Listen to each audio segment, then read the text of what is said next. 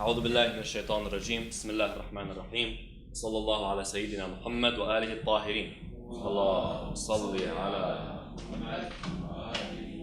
So last week we defined Aqaed and we said Aqaed means beliefs. And what does that mean in a religious sense? A person's perception of reality. What do you see reality as? So when you look in the world, when you look at the universe, what do you consider it to be? Do you consider it to be an accident? Do you consider it to be a test? Do you consider it to be a playground? What do you consider this universe to be? What is the meaning of the universe? What is the meaning of the world of existence as a whole? Your perception of reality. Okay? So we said when it comes to this perception, there's perception of reality that we see, the belief, what we understand. And then there's the ideological perception. What does that mean? Okay, what does that mean? When we talked about ideology, we said that some define ideology as the way you act in accordance to what you believe. So, the actions that come from you that are directly based on the beliefs that you have. That's your ideological perception. Okay? What's your ideology? Your action that is based on the belief that you have. Okay? So, trying to understand what this reality is around us is a journey. And we begin now, okay? That's what beliefs is. So, the question we ended off last week, and this is the question that had everyone looking at me like deers on the highway or whatever they say. Ali Hamoud specifically, okay? Was this question? Was this very, very simple question? We use this idea of cause and effect. We use it a lot, actually. So this very simple rule of cause and effect. You see an effect in front of you, it has a cause somewhere in the universe, okay? Whatever it may be. The universe itself is an effect. It was not there, and then it happened. And we say that this universe, this effect, needed a cause.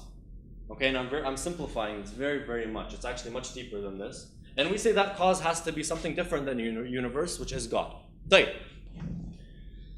The question now here's the question that is asked here is, you told me that for you to prove that this cause existed, you had to look at the outside world and understand that there is an effect. And from that effect, it led you to the cause. What if I questioned the existence of the effect itself, and I asked you, or I told you, what you view the effect to be, it isn't what you view it to be. Not just that. Everything you see around you that you consider to exist is actually an illusion. It does not actually exist. So in other words, I'm not disputing whether there is a cause or not. I'm not even talking about the cause right now. The only way you got to the cause is by seeing the effect, by understanding that the effect exists. I question you and I say, how do you know that effect exists? Just the same way the schizophrenic believes that what they're seeing in front of them exists.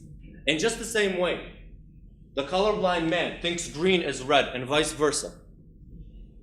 How do I know that this that I'm seeing in front of me exists? Now you tell me, well, I touch it and I feel it. I look at it, it's there in front of me. The problem with that is the tool that you're using to understand everything around you is also questionable as well.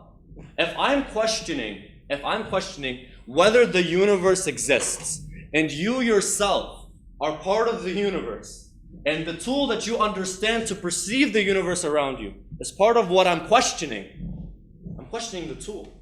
I'm questioning your five senses. I'm questioning what you use to understand. So you can't tell me, well, I touch, I smell, I taste. No. At all. You can't use that anymore. I'm questioning your tool. And we use the example. Let's say I took a ruler and I measured this and it turned out to be a meter. You tell me A, you can't see right. Okay? You read it wrong. Or B, your ruler is not right. The tool you are using is not telling you the reality in front of you, that it's not a meter long, just 20 centimeters, for example. The tool itself is showing you something that's not actually there. Rather, the tool itself does not even exist, because I'm questioning its existence. How would you answer that? If everything that you can think of to say back to that is questionable. How do you answer that question? Even though it's something that when I ask you, well, do you exist, Ahmad? He laughs in my face. But when I tell Ahmad, think about it, can you prove it to me? He says, no. Absolutely not. I can't prove it to you. And here's the question. Right. So we explain that part. Right. The origins of this question. This is not a question Ahmad Bazzi was sitting one day and he made up. No, this is a real question. This is a real question that philosophers sat and talked about. And these guys literally sat down and talked about this problem. Okay? The origins of this question, or the people that have a similar idea to this, where they say the universe around you, you're not sure of its existence and you can't be sure of anything around you that actually exists because the tool that you're using, I'm questioning its integrity. They're called the Solopists. Okay? Solopism. In Arabic, we call them as-sifa as-ta'iyya. And it's easier to say it in Arabic than in English for some reason. Okay? As-sifa as-ta'iyya. These people question the universe around them. They're like, how do I know? How do I know it's there? What if my perception of reality is not there? Because the fact is, I don't know what you're seeing. You might be seeing something, but I'm looking at you and I'm seeing something totally different. How do I know what you're perceiving? How do I know what you're perceiving? How do I know when I ask you, Ya ala Hammud, what are you looking at? How do I know that you're actually looking at what I'm looking at? How do we know that? So isn't reality subjective now? Isn't reality subjective to each and every one of us? That I might see reality in a totally different manner than you see it. But we think we're seeing the same thing? This is what these people were talking about. This is the question these people were asking. Not that. God didn't actually inform us that we exist. Habib, I'm not asking you about God, I'm asking you about you. Saying, like for us, I know we have to follow God and stuff like that, right? So is there no proof or no hadith or nothing saying that we exist? Habib, even if you found a hadith, I'll tell you, how do you know that hadith exists? Okay, you can't answer the question. You quit. You literally will quit. Because you can't find anything, Habib. Now. You answered the question, not the answer itself was proof that you answered the question, is there a hadith God that tell us? No, he did. The Aqaed was created by God. Habib, if you find the answer, then we got put this question of God aside. We're not even talking about that. Hey, we're not even talking about that. Aslan, to say, well, the aql. Habibi, I'm questioning if your aql is there. Yeah, how do you know? This is what I'm saying. This is what I'm saying. Nonsense. It is nonsense. That's the point. It's nonsense. But here. It's nonsense, and that means No. Here's what it is. It's one of those things that we know to be nonsense. We know it to be absolute nonsense, but you can't prove it. Like, Habibi, right now, 1 + 1 is 3. Prove me wrong. But Ahmad Bazzi thinks 1 + 1 = 3. تخوت الدنيا. Okay? مش مشكلة صوروا, I don't care. 1 + 1 = 3. Prove me wrong. People sit, guys, mathematicians sit down, they actually read a whole page why 1 + 1 = 2. We say in Hausa that the most obvious things are the hardest to prove because they're so obvious. Okay? The hardest thing to prove is the obvious thing. Where I question what's obvious, and you don't know why it is. It's just so obvious that you don't have to ask why. It's just there in front of you. 1 + 1 will never equal 3. Okay? And we all understand that the crazy person says this. But why? You can't tell me why. So now we ask, how do we prove it? How do we really get the answer to this? Okay? And this you're speaking for a hadith, right? Like proof a hadith, is that what you're speaking? We're talking in your mind. But hadith, right now, we're not even looking at hadith, we're not looking at God, we're not looking at the Quran, we're not looking at any of this. We're thinking between us and ourselves. If we were born in a forest, we had no Quran, no hadith, no nothing. How do we know that God exists? How do we know that everything around us exists? How do we answer the questions about ourselves? Nah. Just out of curiosity, on the next few slides, I'm going to mention the name of the words. No, I'm not going to get into all of that, okay? But we're just getting the question rolling, or the topic rolling. Like, we said, and here we're going to start with the answer. We said that if you want to know the answer, okay, the logical person, what do? They say, well, I can see, I can touch, I can do, I perceive, and that's why I exist. I told you, you can't tell me that your perception is reality. I question your perception. How are you telling me your perception is reality? And we call that alim iktisabi. We call that way of understanding and learning and seeing the world around you alim iktisabi, where it's knowledge that you acquired knowledge. You use your 5 senses and you acquire this knowledge. Okay? That's alim iktisabi. You take it from the outside world using your 5 senses, using these tools that we have in front of us. Okay? Even the logical things that we deduce, okay? The logical things that we deduce are also alim iktisabi. Because anytime you deduce something with your mind, it always comes from something that you've seen, you heard, right? You always use the outside world to deduce something logical that you may not see in front of you. Okay? In other words, when I say God exists, okay? How do I know God exists? Well, there's an effect, and for that there's a cause. Like, the only way I said that there was a cause is by perceiving the effect, by seeing the effect, by understanding the effect with my 5 senses. It's a logical deduction that God has to exist, but I use the 5 senses. Okay? So it's alim iktisabi. It's something that I acquire. طيب? Then I have alim ladunni. Okay? What is it? Alim ladunni. What's alim ladunni? It's alim, it's knowledge. Are they supposed to be in here? Classes typically start at 7, so not yet. Okay. So the next one that we have is alim ladunni. What's alim ladunni? It's knowledge that is embedded in you. It's knowledge that you understand that nobody has to tell you. It's these obvious things that you sit for hours and hours trying to prove and you'll never prove them to you. It's these things that you know in yourself. You are born with them. And everyone is born with them. Alim ladunni. Ladunni means from inside. Or that is given to you, for example. Okay? Examples of acquired knowledge. Give me an example of acquired knowledge. There's so many examples. I'm sure it's very Give me another one. Anything. Good. There you go. Look. Garbage is red. Anything. Whatever it may be, the recycling, the garbage, whatever it is, it's red. I hope it's red. Okay, it's red. Anything else?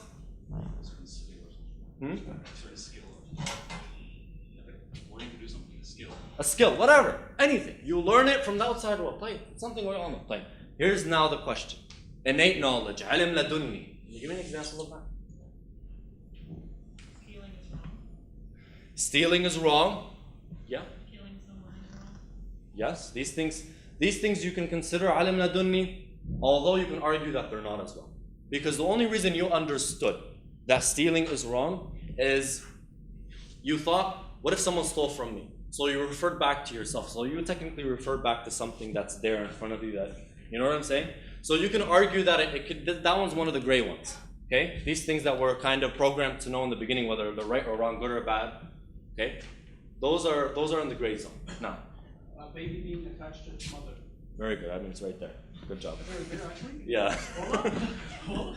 Good job, Hamad. No, but it's very good. Okay? Or vice versa. That the mother is attached to its baby. A mother that had parents that did not treat her well will still know that she has to care for her child, although she had the opposite thrown at her when she was young, in a sense. Okay? Nobody has to teach the mother how to care for her child or love her child. Something that's programmed. Okay? Very good. And the biggest example of this knowledge is what? The knowledge of our existence. That's why I go to anyone on the street, tell them, do you exist? They laugh at you. They laugh at you. Okay? But they can't prove it. They can't use their acquired knowledge to prove it to you. The only way that they can prove it to you is through awakening that innate knowledge that you and him understand without anyone telling you. Okay? That's why 1 + 1 = 2, and you're going to have a hardest time trying to tell me why. Alright?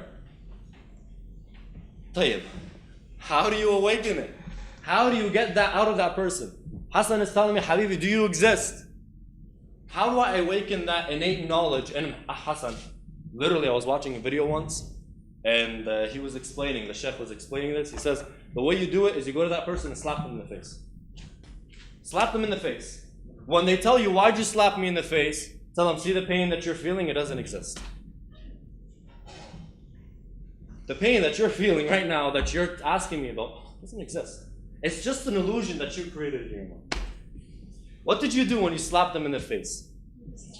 What did you do? You awoke, you took that innate knowledge and made them act on it before them even thinking about it. Because the only reason they're trying to